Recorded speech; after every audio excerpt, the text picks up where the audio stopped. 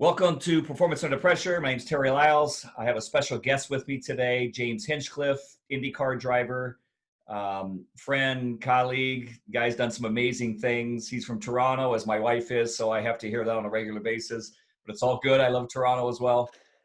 So James, it's great to have you on the show today. My book is called Performance Under Pressure, so that's what we talk about. So I talk about you in corporate America daily, so I just wanted to kind of get your side of the story on some things. So great to have you here today. Of course. Thank you so much for having me on. It's a real honor.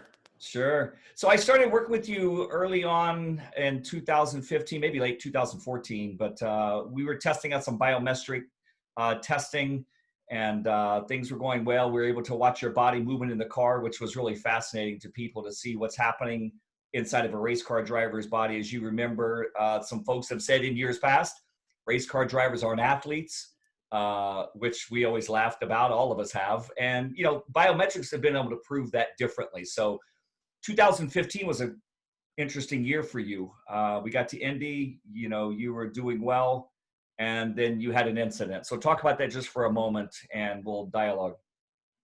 Sure. So, like you said, 2015, we were practicing for the Indy 500. It was the Monday after qualifying, kind of our last main practice day before the race. And I had a mechanical failure in the car when I was going around a corner at about 225 miles an hour, 230 miles an hour.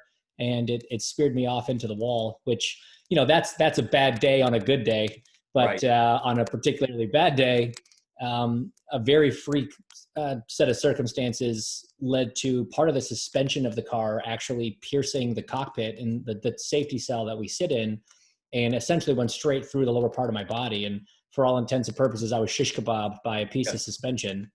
And the real danger in it all was that it severed the femoral artery in my left leg, and I was bleeding to death right there on the racetrack. And it took some very heads up thinking and some miraculous work by the safety workers at the track and the doctors from IU Methodist here in Indianapolis that managed to keep me alive in the moment, get me to the hospital, get me in the OR, and get me stitched up. But that was just kind of day one on what ended up being a bit of a lengthy recovery process. Sure. Yeah, I know it was, I was standing in the pits and, you know, you were wearing the strap and, you know, when that accident happened, we were all just like gasping because in most cases, I mean, you guys hit the wall, not often, but enough to know that most cases you just get out and walk away. That was just not one of those days. And to our dismay, as we were running over to the medical side of the unit, you were already gone in a helicopter and, you know, they were saving your life. So, you know, thank God for those doctors that were able to do that for you. So the recovery process, I mean, it took the rest of that year pretty much to recover. And I remember learning some things about like your nutritional consumption. You know, we began to realize through your earlier runnings that you were burning about 2,200 calories during a race. And you were typically eating about 25, a little more than that, you know, a day. And we began to put some numbers together and go like, look, you don't have enough energy. I mean, you're burning more than you really have in reserve. So to be able to up that caloric intake and to balance that out became a big part of, you know, the recovery as far as the energy level. Because I mean, you lost weight, you had to come back and train again, get strong again. So that was a great recovery on your part. Yeah, no, it was interesting kind of having a little bit of that knowledge base before the accident with the work that we've been doing together and, you know, understanding, like you said, a lot of people don't look at race car drivers as athletes. We know that's not true, but we Sure. haven't had the benefit of, you know, teams of doctors and trainers working with us the way that, say, a football team does or a Right. hockey team or, you know, these other kind of pro sports. And so the work that we were doing was, you know, some kind of groundbreaking stuff in a lot of ways and teaching us a lot. And then after my accident and you started going into the recovery side of things, you know, talking to the doctors and the nutritionists at the hospital, there were some very specific foods and some very specific dietary things I had to follow for a certain amount of time. Hmm. Part of that was just really geared towards helping the body recover. Some of it was a little more specific as part of my recovery was I actually had to have a colostomy for 3 months. And so that affected part of how my diet worked. So yeah, it was kind of fascinating to learn that side of it and having had that, like I said, that little bit of a knowledge base going into it from the work that we've been doing.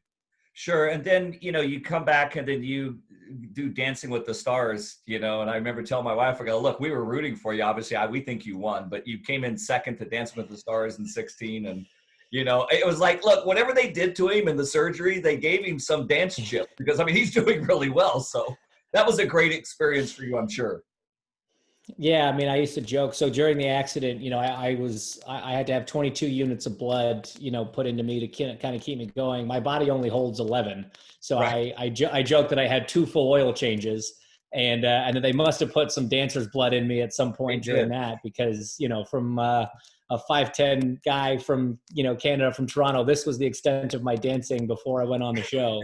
That's great. But no, it was a really cool experience because, like you said, I mean, a year prior, I was laid up in hospital, and we went from being out of a race car for about 4 months was kind of the recovery period. It was originally supposed to be about 6, and because I listened to my doctors, which most athletes don't do, we Right. historically make the worst patients. But I did my best to listen to the doctors because I wanted to get back as quickly as possible. I was back in the car in 4 months. And Right. then, 6 months after that, we were on a ballroom dance floor competing in front of, 12 million people every Monday night, which a little bit terrifying, Doc. I'm not gonna lie to Sure. you. It was a new kind of performing under pressure, but you did such a great job. I think that's part of your willingness. And obviously, I think one of the coolest recoveries is you come back in 2016 back to Indy, the place you crashed a year before, horrific accident. They saved your life, and you won the pole that year. You were the fastest car on the track for the month of May in 2016. I mean, if that's not a cha-ching, the only better one would have been if you'd have won. But you gave it a good shot. You led that race. I mean, you had a great day in 2016 at Indy. Yeah, we really did. I mean, one of the things that's important to remember, another misconception about racing is that it's an individual sport, but Right. racing is really a team sport, probably the Sure. epitome of a team sport because my life is in the hands of the mechanics that build my car and the engineers that set it up and the mechanics that come over the wall. Their lives are in my hands when I come into the pits to not run them down, Right. so there's a Exactly. massive trust, factor and huge stakes on the line. So it really is a huge team sport. And while I was the one that was in the car and I was the one, that was in hospital, we all went through that as a team together. We're one big Sure. family. And for a year, that's all anybody wanted to talk about. And so Mhm. before we got back to the speedway, there was a lot of questions like, hey, is he going to be up for it? Is he going to be reserved? Is he going to be able to do it the way he used to do it? And I sat down with my boys before we got there and I said, look, man, I've got one goal for this month, and that's to leave Indy with a new story to tell. Because for the last 12 months, we've been telling the same Right. story, and I'm sick of that story. Let's go make a better story to tell. Right. And we went out in the GP, which the race we hold on the Sure. infield before the 500, and we finished on the podium, which was great. And then, like you said, we go out for qualifying, which is one of the most special parts of the whole Indy 500 experience. That 4-lap run that you have to do, just laying it all on the line. And by one of the smallest of margins, we managed to Mhm. be the quickest and start the 100th running from pole, which was just it was such a comeback for the whole group of guys and a huge point of pride for all of us and a little bit of an exclamation mark to say, yeah, no, we're back and we can still do this just like we did before. Absolutely. Yeah. And, a lot of people don't understand if they don't really follow racing, but the qualification is like a race itself. It is the race to be the fastest car because then you change the car setup to actually run the actual race. So you won that qualification race. I thought, what a bookend, like you said, your story, you wanted to change the narrative a bit to not just be about a crash. And that's what I try to share in corporate America is when I'm talking to people about performance under pressure, it's performance is measured in the speed of recovery.